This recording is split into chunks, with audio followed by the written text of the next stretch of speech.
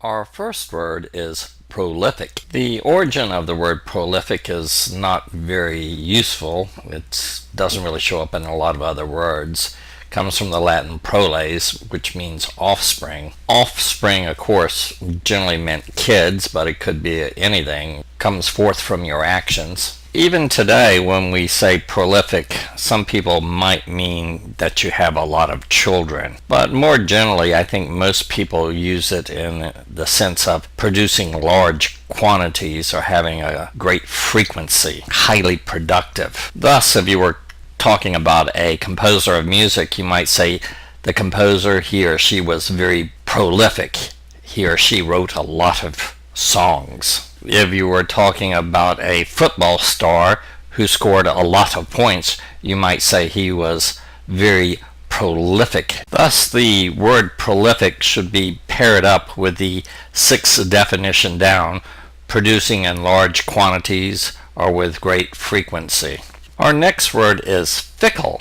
Fickle is an Old English word, been around for quite a while. It has Germanic and Old English roots. And it's a fairly common word. It still is something that people sometimes mischaracterize. The word itself has changed over time. Originally, fickle meant to deceive. It doesn't quite mean that anymore. Now its primary meaning is that you are changeable. And this is usually done in a negative way. You're changeable because you're not loyal. You're changeable because you're an emotional basket case. For example, somebody might have a fickle boyfriend or girlfriend, and they say one thing and then they change their mind rapidly without reason. That would be a fickle personality. So you can see it's used in a very negative sense. But sometimes the word fickle is not closely related to personality. It might be something, for example, like fickle weather. Today it rained, yesterday it was sunny, today it's cold. It's just hard to predict because it's always changing. In this sense of the word fickle, you still maintain the variability, the changeability, but it's not quite as negative as a fickle personality. Of course, we human beings have a conservative bent, and I suppose in one way any type of change is a bad change to some people. So Fickle is generally not a good thing. So our second word, fickle, should be paired up with the second definition. That happens sometimes. Characterized by changeability. Whimsical. Our next word on the list is delude. It's directly from the Latin deludere, which meant to mock or deceive. And it comes from the prefix de, which meant down from. We get a lot of D's in English. Depress, debate, decapitate, deceit, decide, decline, dedicate, and so forth, on and on and on. There's literally page after page after page in the dictionary with words that start off with the Latin prefix de. And as I mentioned before, it generally means down from, out of, has that general feeling of origin or where you came from. The root of delude is lude, comes from the Latin word to play. So if you think about it, it's out of playing. And if you delude somebody, that's really, you're almost playing with their mind. You're misleading them with falsities. You're deceiving them. It's very closely related to another word that has lude in it, ludicrous. Ludicrous sometimes means laughable because it's ridiculous. It just doesn't make sense. Again, it's that sense of playing with your head. It just doesn't make sense. It's playing with the facts. The word delude should be paired up with the fourth definition down on the list, to deceive or mislead. Our next word is infuse. Infuse means to introduce something, to put something inside of something else, to inspire. Sometimes that's put inspiration inside of you. Sometimes it means to soak up stuff, but it all comes from two Latin sources. The first is in this case in doesn't mean not, it means inside. And the second part of it, the main part of it, the fuse part of it, comes from a Latin word that meant to pour. We got a lot of FUS's in English. Diffusion, effusion, fusion, profuse, profusion, transfusion, effusive, goes on and on and on. And always means sort of transferring one thing into something else. Obviously, if you're infused, you're transferring either your spirit, or sometimes you can get a blood transfusion. You can,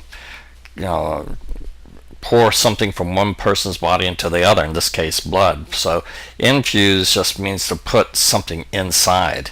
Thus the word infuse should be paired up with the very top definition, to inject. And this is not necessarily the word inject as in a needle injecting something into you, but the idea of putting something inside something else. Fairly simple word. Our next word is aghast. In its broadest sense, aghast means merely to shock or astound somebody. It comes from a Middle English word, from the Old English, gostin, which is very similar to ghosts. And you can imagine if you saw a ghost, you might feel aghast. So they're very related, ghost and ghost. It's a fairly simple word. It should be paired up with the fifth definition down, to astound. To shock or astound somebody is the same as being aghast. Our next word is myriad. It generally just means a very great number, or usually it's an indefinite great number. We don't know specifically how many it is, so it could be a number of people or a number of things. And the secondary meaning is 10,000. Don't confuse myriad with prolific. Prolific means you produce a lot. Myriad means there's just a lot of things. It has nothing to do with production. You could have a myriad of problems. The origin of myriad is sort of interesting. It's from a Latin word that literally meant 10,000. It can be traced back to Greek too, which just meant thousands.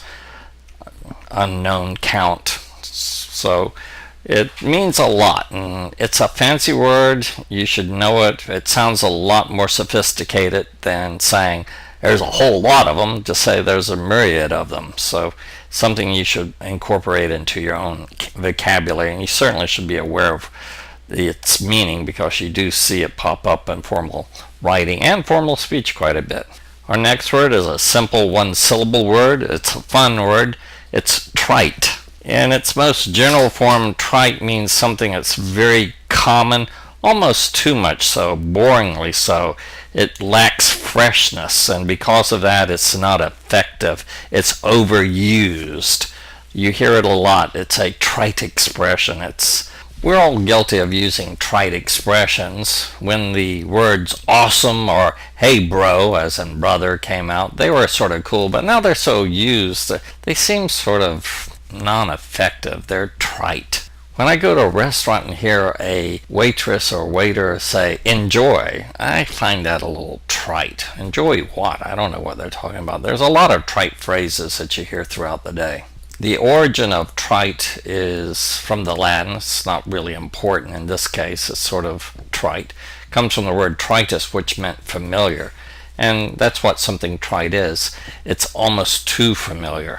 Trite should be paired up with the next to the last definition, overused or hackneyed.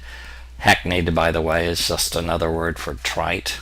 Our next word is clandestine. The word itself is a very complicated word that just means something done in secret, something that's concealed. Spies do clandestine work, secretive work, surreptitious work. There's another complicated word for a complicated word.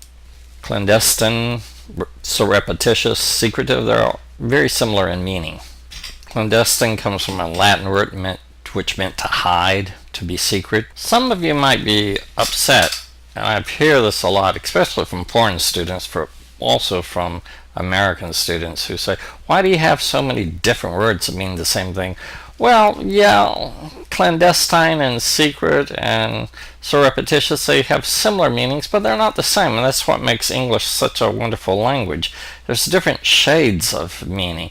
When you're talking about something that's clandestine, you're doing it for purposes of subversion or deception. That's why they use the word a lot when you deal with spying. Of course, spying is secretive, but it's a very special type of secret. It's done for deception, for not just to keep a secret from your friend. You can't say I was clandestine from my friend. That's not the correct usage of the word, but you can say the spies were doing clandestine work. So that's an irritation, but it's also a power of the language. And English is a very powerful language because of that. All languages are special in their own way, but indeed, English, you would have to remark, is a very, very precise language in the fact that we've incorporated so many different words from so many different origins, meaning so many different shades of meaning. We can be very precise in what we say. So all of these different words are both a curse and a blessing. Our next word is stupefy. We have to be careful with that because some people merely think that stupefy has something to do with being stupid, and that's not the case. Generally, when you use the word stupefy, you're generally saying that something has happened to stun or startle you so much that you're in a complete disillusioned or incoherent situation. It's very similar to the word stupor. The stupefy, and stupid all come from the same root. It's basically when you're stupefied, you're stunned. Sometimes you can be stupefied like you've had drugs. Sometimes you can be stupefied by strong emotions. Sometimes you're just overwhelmed with amazement, therefore you're stupefied. The word stupefy should be paired up with the eighth definition down, struck by amazement or terror. You can be scared into being stupefied. Our last word is denison. Denison comes from a French word, but we also use it in the sense of where certain animals live. For example, the lion's den or a den of a bear. It's where they live. It's inside that place. A denizen is merely an inhabitant of a certain area. Although they have similar meanings, The words citizen and denizen are not closely related. A citizen requires a certain legal status. A denizen is just where you happen to live. The word denizen should be paired up with the last definition on the list, an inhabitant or a resident. And that completes this list of 10.